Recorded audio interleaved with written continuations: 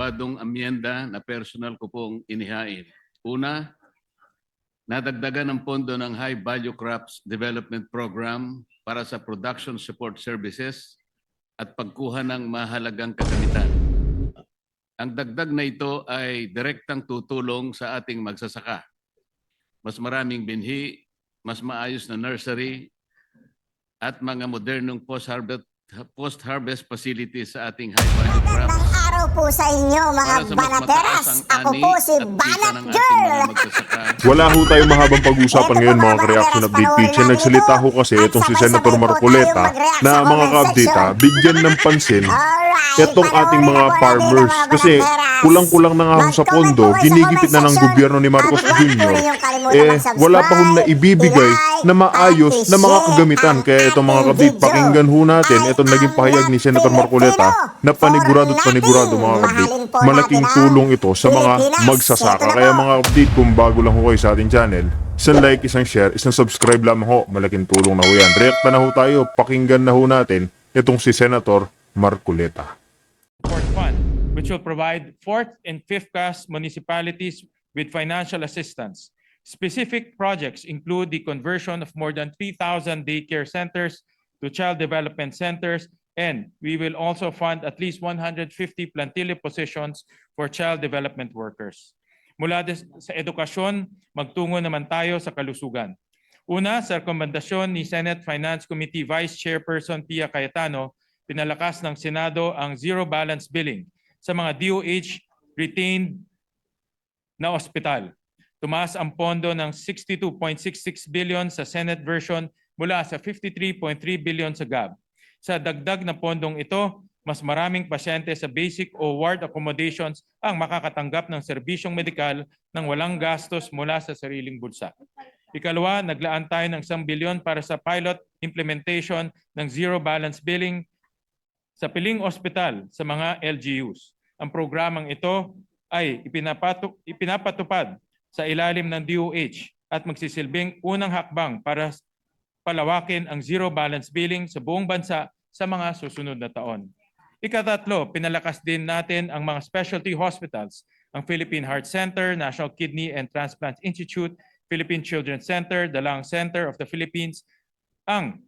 Ang kanilang kabuang pondo ay tumaas ng 6.9 billion. Gagamitin to para sa pagpapatakbo ng kanilang pang-araw-araw na serbisyo sa pagbili ng mahalagang kagamitang medikal at sa pagbibigay tulong para sa mahihirap na pasyente. Maraming salamat muli kay Senator Pia Cayetano sa kanyang mungkahi. Sa sektor ng kalusugan, malinaw ang layunin. Mas maraming medikal na serbisyo libre ang maibibigay sa bawat Pilipino at mababawasan ang gastos ng bawat pasyente. Next, let me highlight an amendment that strengthens disaster recovery in our communities. The National Disaster Risk Reduction Management Fund will receive a net increase of 14.82 billion pesos. This is for the express purpose of supporting the recovery of disaster-stricken areas. Some of the support areas are shelter and resettlement, education and health services, rehabilitation of agriculture, and social protection. The amendments to education, health, and emergency response are anchored on one fundamental virtue. The government's greatest obligation is to the welfare of its people. These priorities show that we put our people first.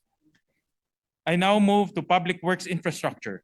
The 2026 budget for the Department of Public Works and Highways stands at 570.48 billion pesos.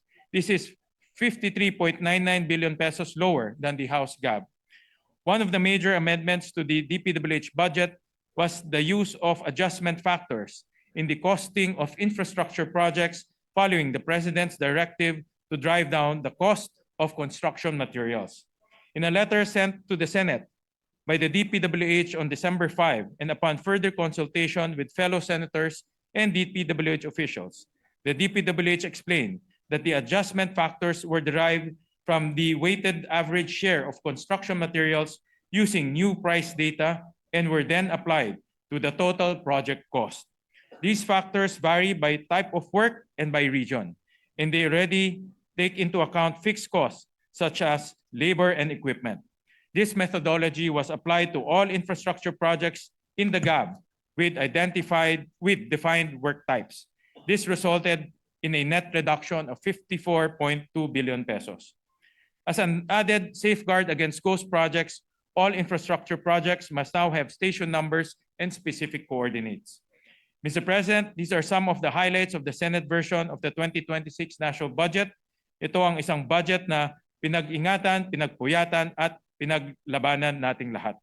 Before I end, I would once more like to thank every senator who interpolated, Senate President Pro Tempore Senator Ping Lacson, Finance Committee Vice Chairperson Senator Pia Cayetano, Senator J.V. Arcito, Senator Lauren Legarda, Senator Kiko Pangilinan, Senator Erwin Tulfo, Senator Bong Go, and Senator Amy Marcos, as well as Senator Rizzo Hontiveros, Senator Bam Aquino, Senator Rafi Tulfo, Senator Alan Peter Cayetano, Senator Chis Escudero, Senator Jingo Estrada, Senator Rodante Marcoleta, Senator Robin Hood Padilla, and Senator Joel Villanueva.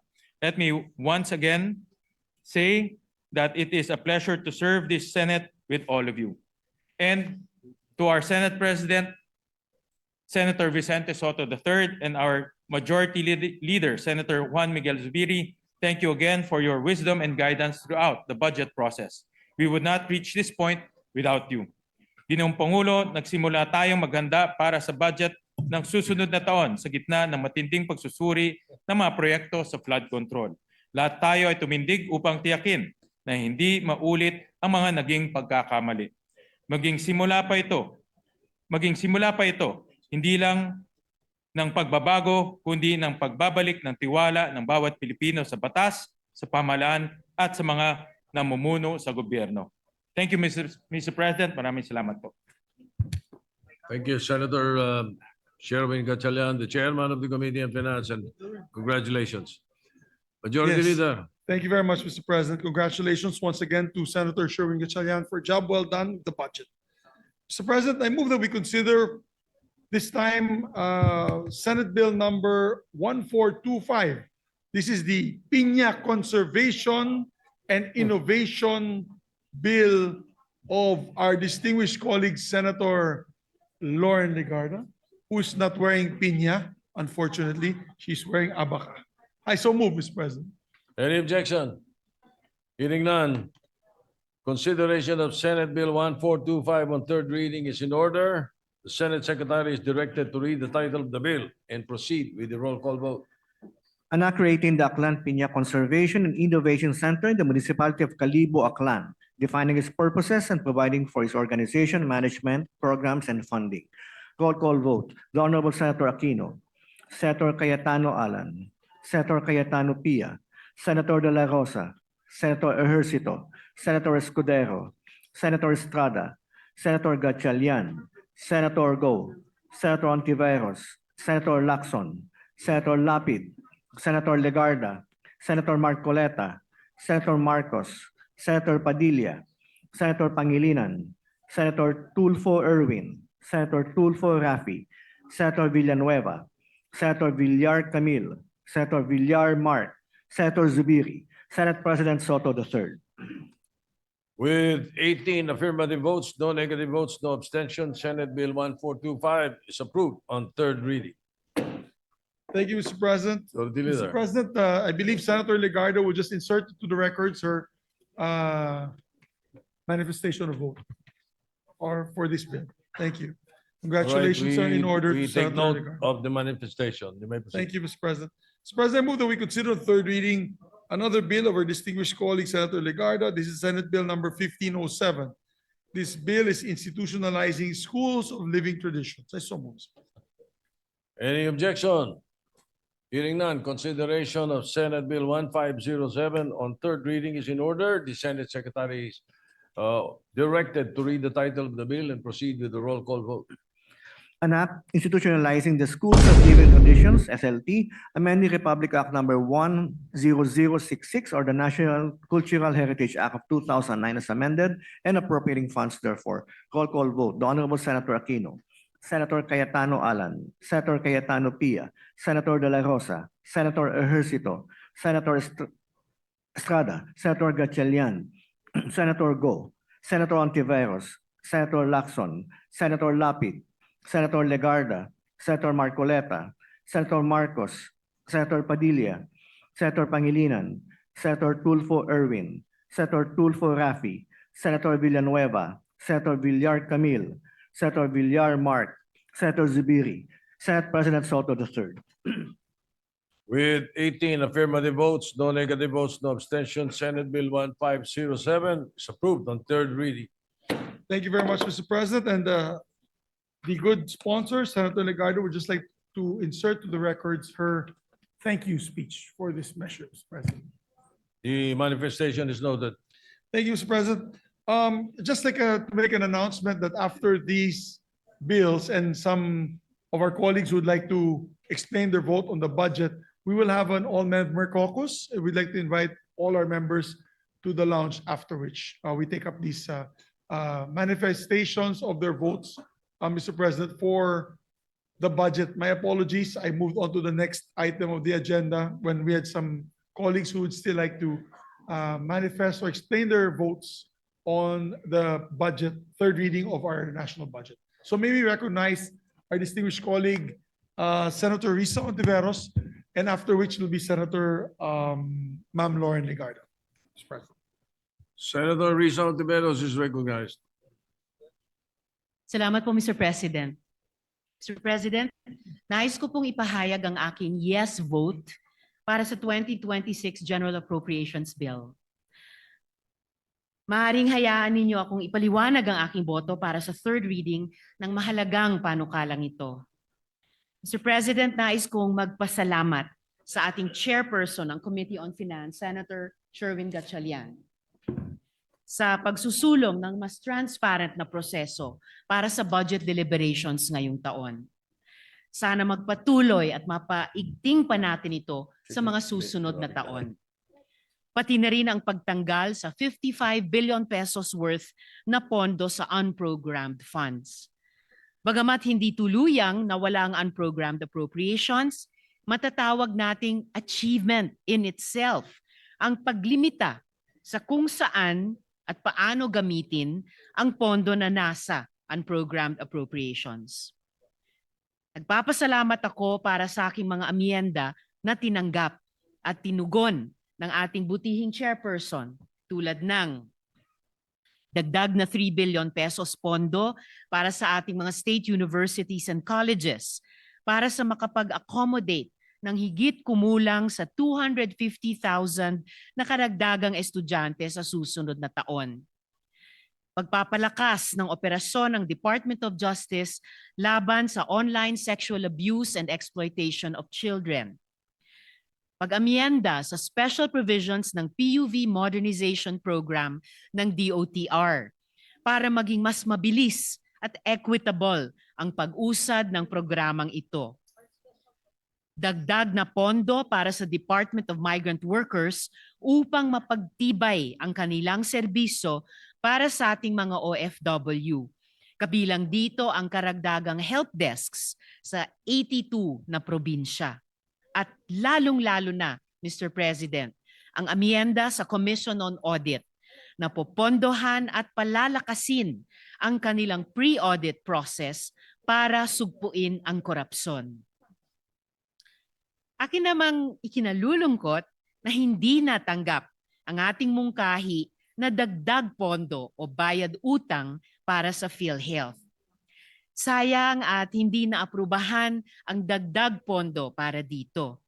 Ibig sabihin, di pa rin mababayaran ang kabuuang premium subsidy ng indirect contributors. Mabuti at naibalik ang 60 billion pesos na kinuha noong 2024. Paalala lamang po, hindi ito augmentation, kundi pagsunod sa utos ng Korte Suprema. Kulang pa rin ang suporta.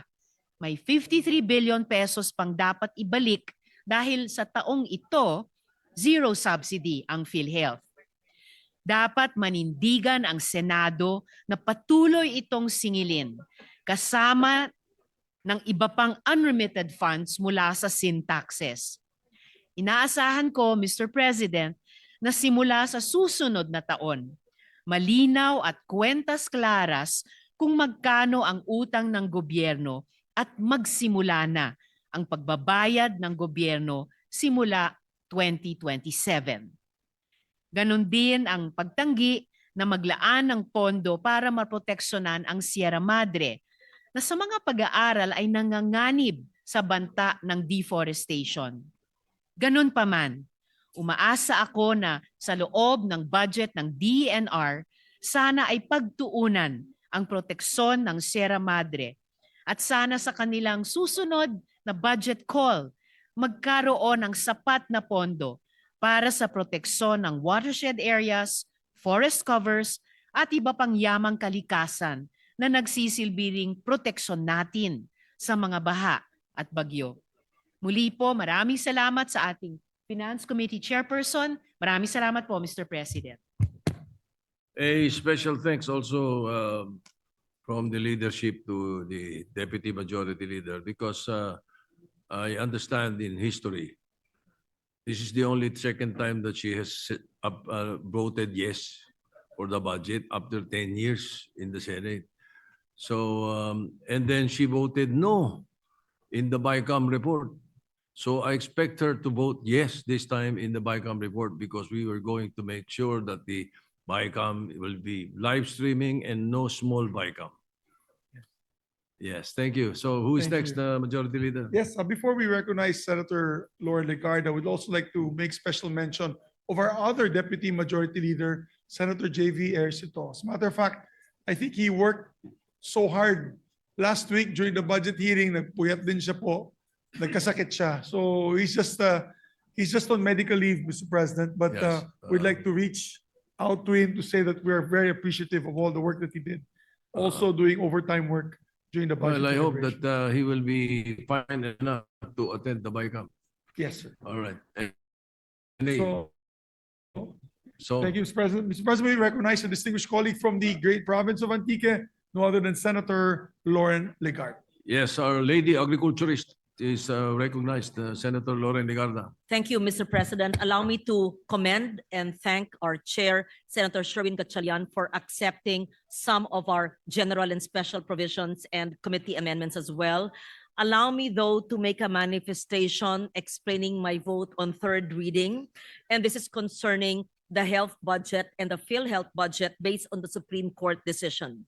As we all know, Mr. President, the Supreme Court has spoken with clarity on the matter of the 60 billion withdrawn from PhilHealth pursuant to Special Provision 1D, Chapter 43 of the 2024 General Appropriations Act and Department of Finance Circular 003-2024. The court declared the provision unconstitutional and directed, and I would like to quote, as a consequence of the unconstitutional transfer of the subject PhilHealth Fund to the National Treasury pursuant to Special Provision 1D of the 2024 GAA and DOF Circular, the remitted funds amounting to 60 billion pesos to PhilHealth must be returned to the coffers of PhilHealth. Unquote. Even prior to this ruling, the President himself committed to restore the 60 billion taken from PhilHealth's reserve fund.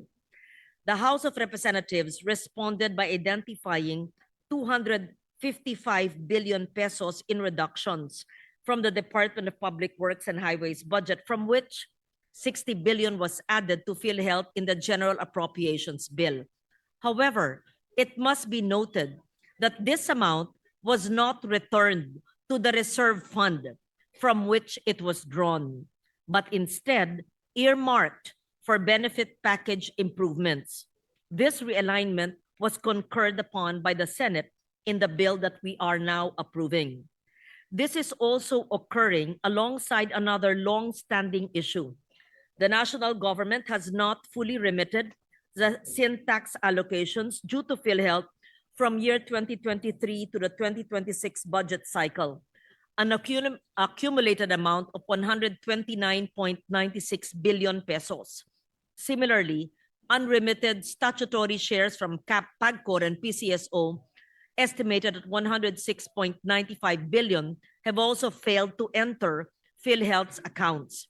These practices, though indirect, operate in effect as fund diversions similar to what transpired in 2024. Given this pattern, I will file a bill to ensure that syntax earmarks and the statutory shares from PAGCOR and PCSO are automatically appropriated and released to PhilHealth, strengthening the integrity of its funding streams. And I trust that both this chamber and the House of Representatives will see the merit of this proposed reform. Finally, Mr. President, the bicameral conference will inevitably confront the question of whether the 60 billion pesos inserted in the GAB, crafted before the Supreme Court promulgated its ruling, satisfies the court's directive to return the full amount to PhilHealth.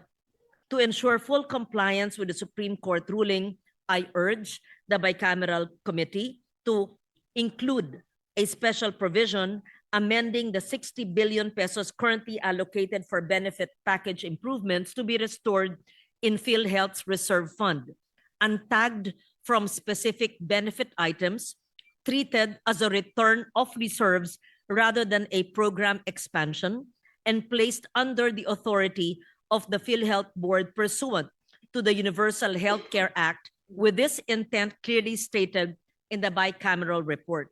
This amendment is necessary to uphold both the letter and spirit of the Supreme Court ruling. It avoids forcing further budget cuts on any other agency, protects the integrity of the national budget process, and ensures that PhilHealth can manage its funds and deploy its reserves sustainably based on actuarial principles. These measures restore the members' confidence that their contributions are preserved for their intended purpose, prevents the recurrence of fund diversions that undermine the Universal Healthcare Act, and reinforces Congress's commitment to be transparent, lawful, and fiscally responsible health financing. Thank you, Mr. President. Thank you, Mr. President. Mr. President, next to explain their vote on the budget is a distinguished colleague from Palawan and the Republic of the Philippines, Senator Erwin Tulfo. Senator Erwin Tulfo is recognized.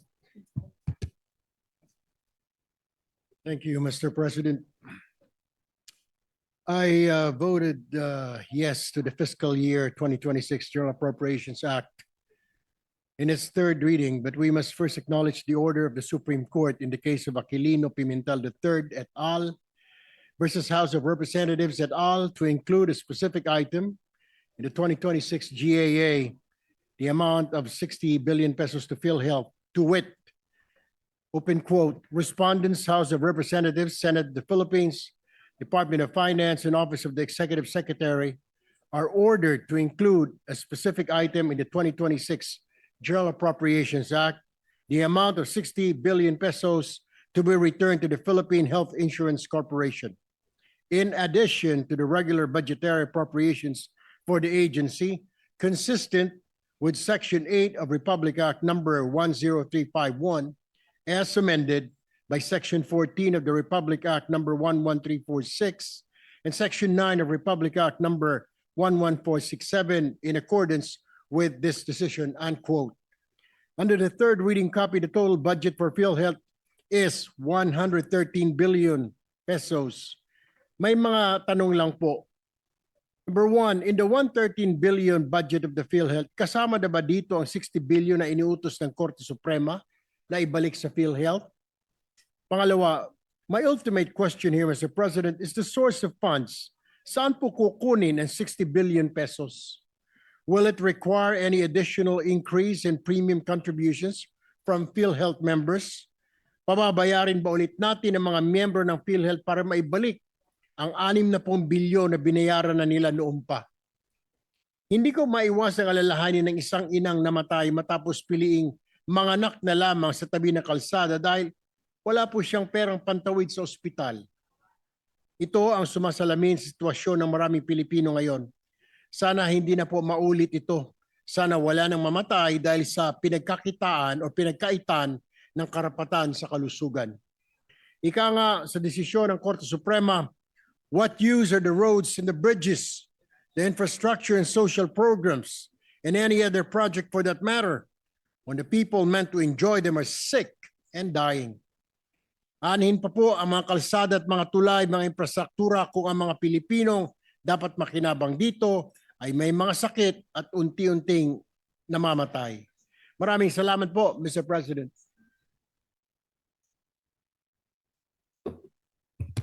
Majority Leader. Mr. President, our dear colleague Senator Joel Villanueva would just like to insert to the records his explanation of vote for the record, Mr. President. I-note the manifestation. Now we'd like to recognize our distinguished colleague from Taguig and Pateros, Senator Pia Cayetano. Senator Pia Cayetano is recognized. Thank you, Mr. President. I would like to start with thanking our chairperson, Senator Sherwin Gatchalian, for all his hard work and effort. And I think all the patience he has shown with all 24 senators fighting for the different agencies that they believe deserve more funding. I know it isn't an easy job, and we commend our chairman for the good work that he has done. Nevertheless, he knows that I am not happy with the failure to provide the earmarked funds that should have been delivered to PhilHealth. From the onset, the chairperson had committed and has remained steadfast in ensuring that the 60 billion that is often mentioned is returned to PhilHealth, and that has been secured. But we have been pointing out, Mr. President, that even for each year that PhilHealth has earmarked funds, there has always been a shortage, Mr. President. And for this year, there is still a shortage of 16 billion. 16.52 billion is the shortage from the earmark collection. Let me be clear. This is not a matter of a unfunded law. This is earmark. So saan napunta yon? Merong kalokohan dito. Merong violation of fiduciary duties, Mr. President, if the funding that by law has been earmarked for syntax and shall be given to PhilHealth, it is not delivered to PhilHealth. I do not want this body to be complicit in allowing this to happen. Let's be clear, hindi tayo ang may kagagawan yan. BIR certified that 69 billion is available. 53 billion lang, I'm talking about 2025, no? For 2025, 53 billion lang ang nasa NEP. And so when we fail to give the entire amount of 69 billion earmarked, then we are allowing the 16 billion to be parked somewhere else, to be used somewhere else, to be drowned and forgotten somewhere else. That is not allowed, Mr. President. At least maipaliwanag sa atin kung saan nilagay yun. Kasi kahit saan pa man nilagay, bawal. Because there is a law that dictates that it goes to PhilHealth. And this goes on every single year. And that is why I must support this measure with reservation. I hope all of our colleagues do so, because otherwise we are complicit in allowing the very law that we passed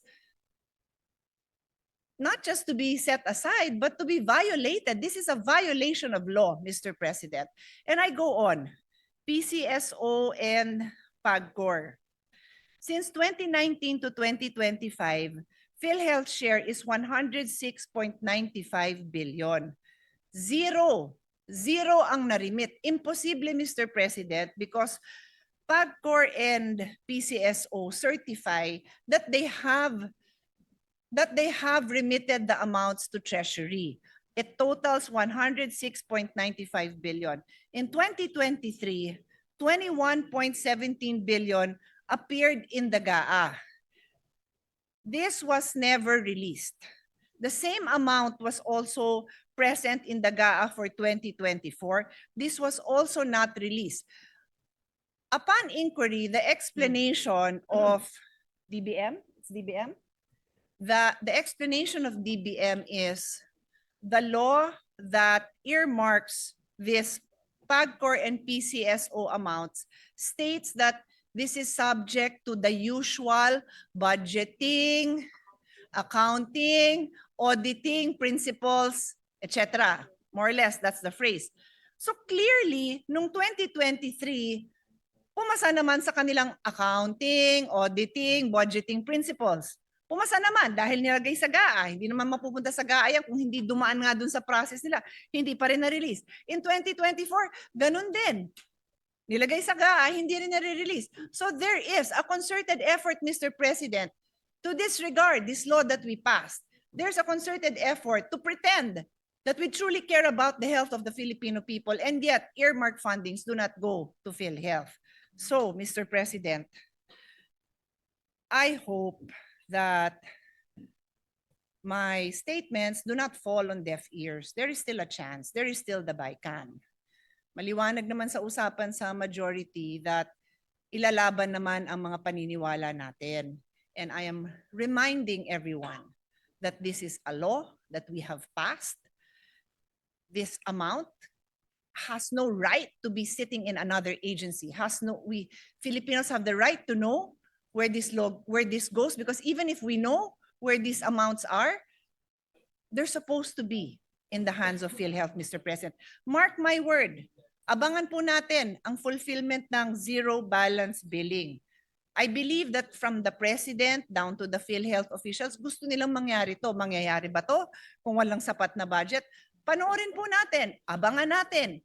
Kasi marami tayong kababayan na pupunta ho sa mga ospital at malalaman natin kung talagang nakakatanggap sila ng zero balance billing. Having said that, ang sinabi ng PhilHealth, dun lang sa DOH hospitals. Paano naman yung hindi nakakarating sa DOH hospital? Di nakatulong sana tong earmark na PhilHealth funding for the LGU hospitals. So sana mga mayor, paglaban nyo na ilabas to. Dahil alam ko yung mga constituents nyo, hinahanap sa inyo ang zero balance billing sa mga LGU hospitals nyo. Paglaban po natin na makarating din naman sana sa mga kababayan natin na ang malapit na ospital sa kanila, yung LGU hospital. Kung dun sa lugar nila, wala man lang DOH hospital at may private hospital, dapat makagamit din sila ng PhilHealth zero balance billing. Dapat. Kasi may pondo naman na hindi nire-release. So that is my, I have many other comments, Mr. President, but this is the most important one for me. The rest I will submit in writing and just ask that it form part of the record. Thank you very much, Mr. President. Mr. President, we recognize our distinguished colleague from the province of Tarlac and Pampanga, the provinces of Tarlac and Pampanga, no other than Senator Rodante Marcoleta.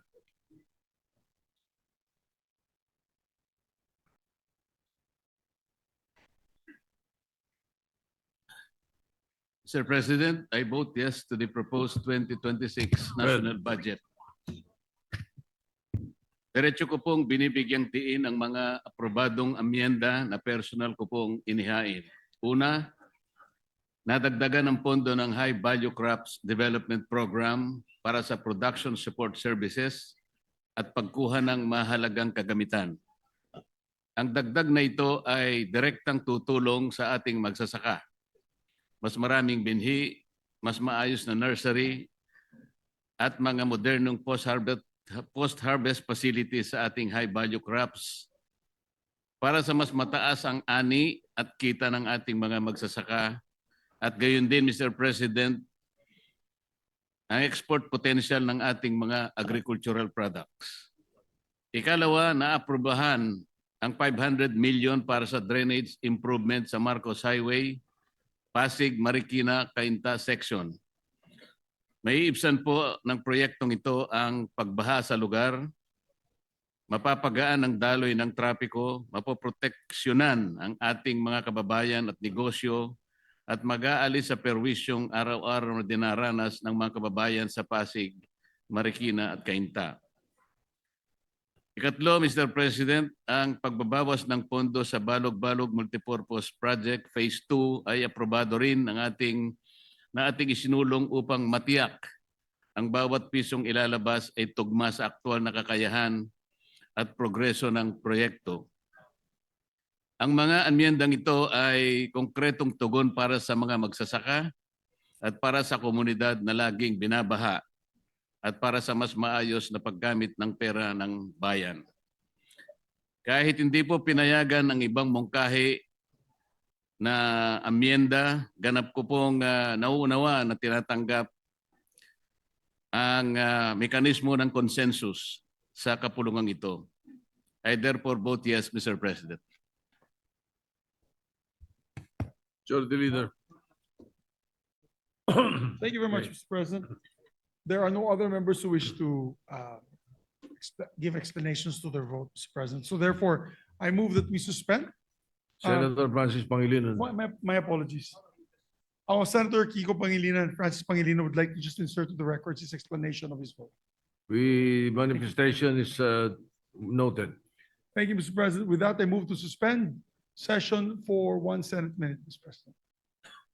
And invite everyone, Yes, that's correct. We'd like to invite everyone for an all-member caucus if, all Senator possible. caucus and I'm the sorry, all Senators lang. Senator caucus. All right, session is suspended. Thank you.